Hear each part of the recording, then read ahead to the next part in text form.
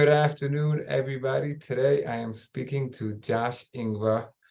Josh, how you doing? Hi, Ed. How are you? Good. Tell us a little bit about yourself. I understand you started selling you on the ASGTG list, you said? Yes. So first of all, I'm very honored to be here. And like we discussed, yes, I grew up by you. I started selling on Amazon US 2016. What happened is I grew up in Israel and I came to live in Belgium. My wife is from Belgium. And when I started to look at job opportunities, I remember I came to some office that helps people to find jobs.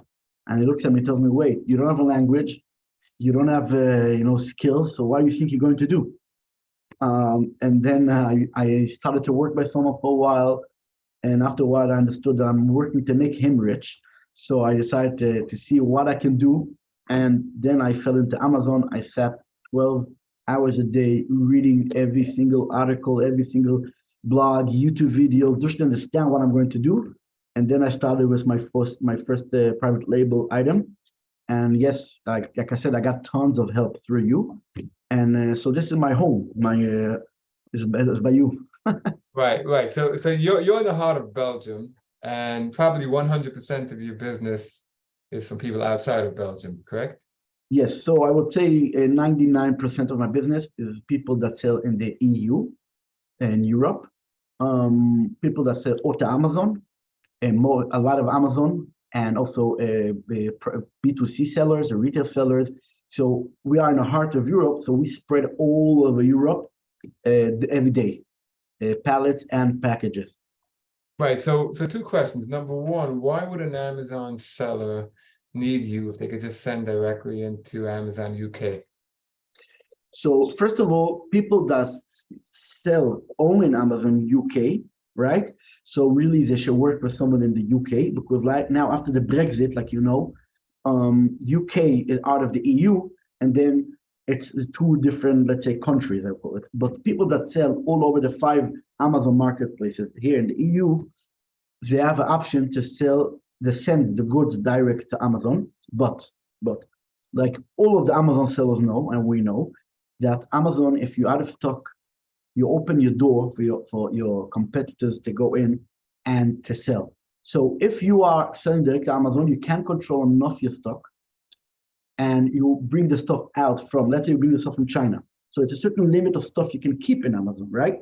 So you can't bring too many. And then you're in a very big danger to lose your place in Amazon. So not only you're gonna go down, also you're gonna let your clients to know new sellers in the market. So you lose twice. That's why people that sell in big volumes, okay, people that sell small volumes, maybe they should send direct Amazon, but people that sell in big volume, they always want to have stock in a warehouse that we can always send a bit to Amazon.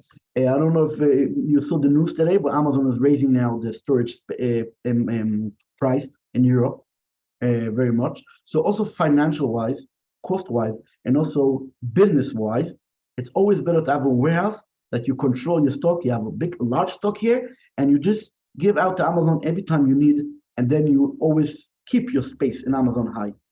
Right. So what you told me earlier, you're an Amazon seller, you know what people need. Why would somebody prefer, aside from price, why would somebody prefer, let's say, you or one warehouse over the other? They just you pick one out of the hat and you use one and hope it works. What can you offer what let the others can't? So I will tell you. First of all, I started as an Amazon seller in 2016. I don't do it anymore. I sold my business.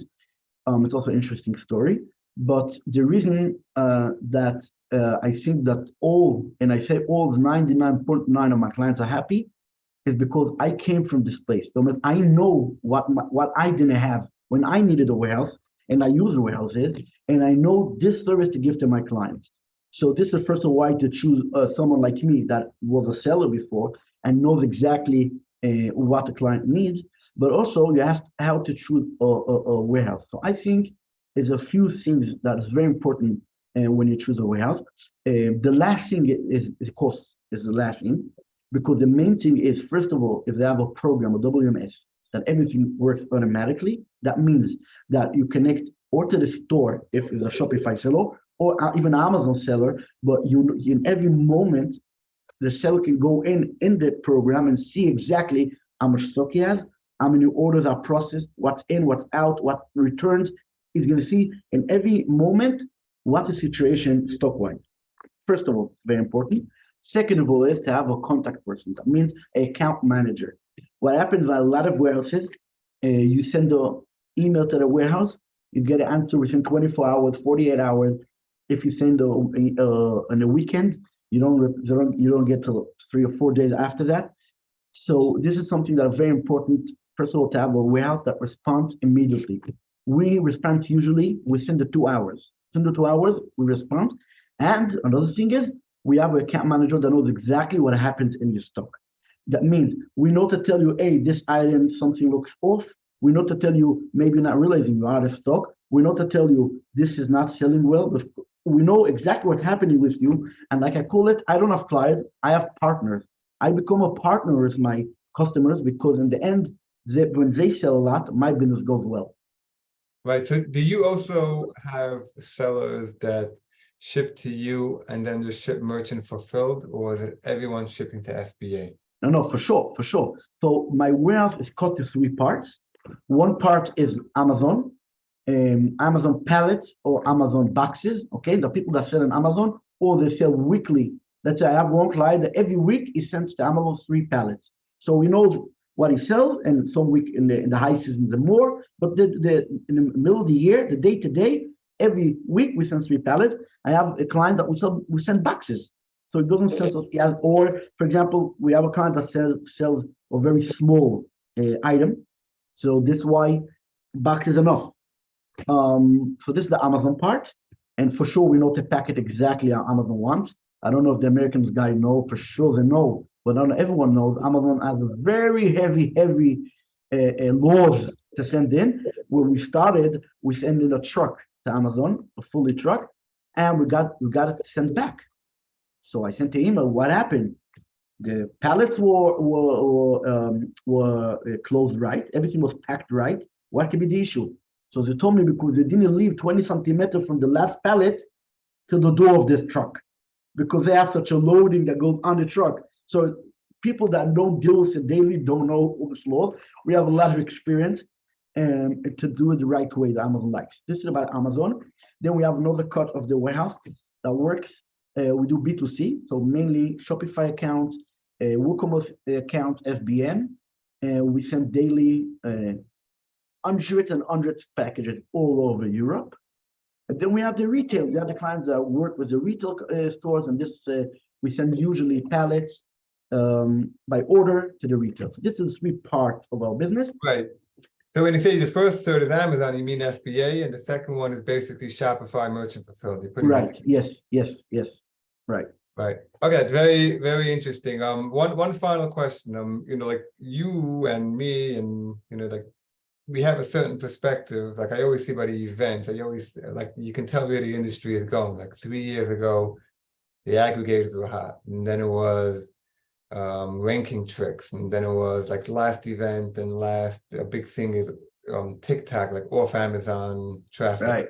What do you see from like what you're doing now compared to, let's say, a year ago, and where the industry is going, like things that are hot which you wouldn't have known otherwise? So I will go a step back and I'll tell you that Europe has 354.5 million online shoppers. Okay, we have Europe. The difference between Europe and the US is the languages. The Europe has different languages, but the shopping in online in Europe is very high. And also, I think that after the pandemic, people got afraid maybe online is stopped and things are changing. But I think that because in the pandemic it went high so much, it's just going back to the regular way of shopping. Because people are starting to shop also outside, but the online is not stopping. I don't know what the world is waiting for, but people will shop online and people will buy online. I think that people today more than always want quality, and they want it. Okay, this always is fast, but quality.